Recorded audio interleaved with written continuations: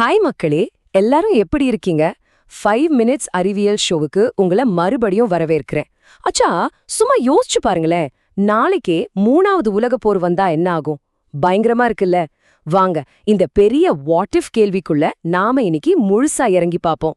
சரி, இப்போ உங்க மனசுல ஓடுற முதல் கேள்வி, நிஜமாவே இது நடக்கிறதுக்கு வாய்ப்பு இருக்கா? பல வருஷமா நம்ம தாத்தா பாட்டி காலத்துல இருந்தே இத பத்தி ஒரு பயம் இருந்துட்டு தான் இருக்கு. ஆனா உலகம் அப்போ இருந்த மாதிரி இப்போ இல்ல, ரொம்பவே மாறிடுச்சு. அப்போ நிஜமாவே இது சாத்தியம்தானா? ஓகே, வாங்க இப்போ கொஞ்சம் டீப்பா யோசிப்போம். ஒருவேளை அப்படி ஒரு போர் மூண்டா அதுக்கு என்னவா இருக்கும் காரணம்?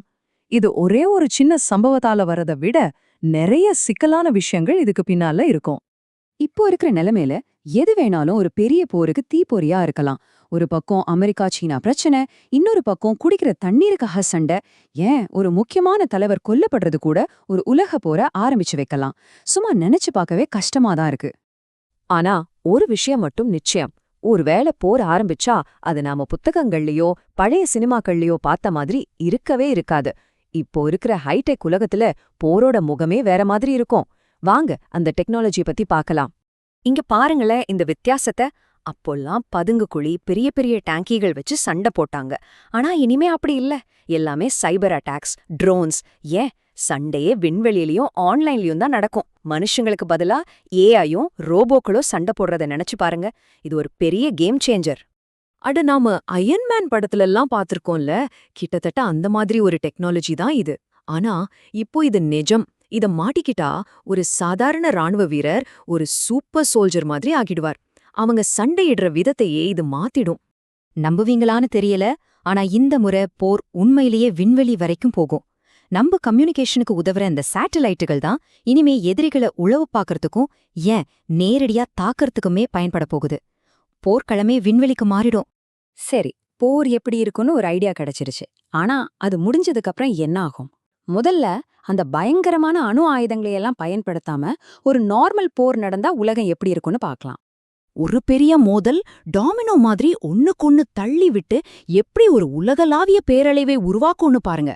அமெரிக்காவும் சீனாவும் சண்டை போடும்போது அந்த கேப்ல ஈரான், ரஷ்யா போன்ற நாடுகள் அவங்க பலத்தை அதிகப்படுத்திக்க பாப்பாங்க. இதனால எண்ணெய் வர்த்தகம் பாவிச்சு மொத்த உலகமுமே ஒரு பெரிய பொருளாதார நெருக்கடிக்குள்ள தள்ளப்படும். எல்லாம் ஒன்னோட ஒன்னு கனெக்ட் ஆயிருக்கு.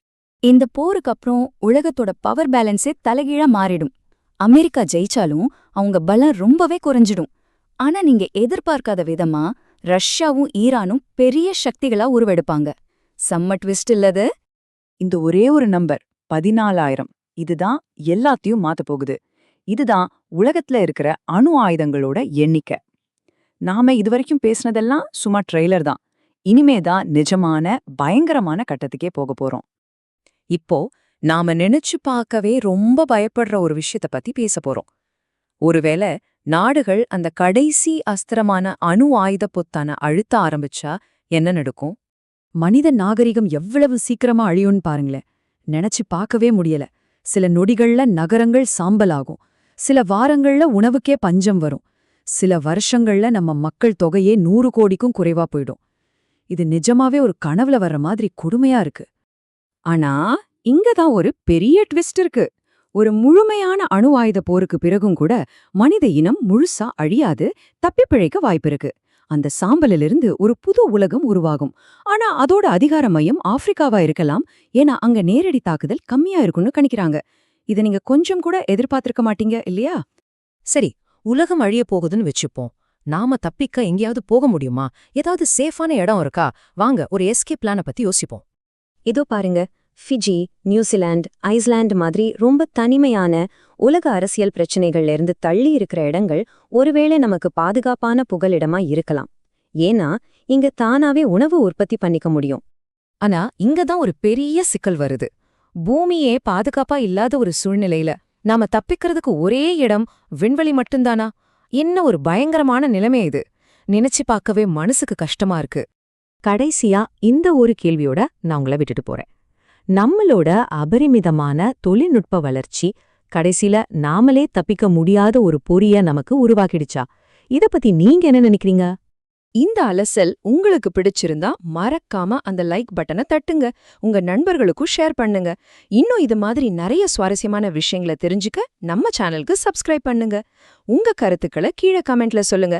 நாளைக்கு இதே நேரத்துல சந்திப்போம். Bye bye.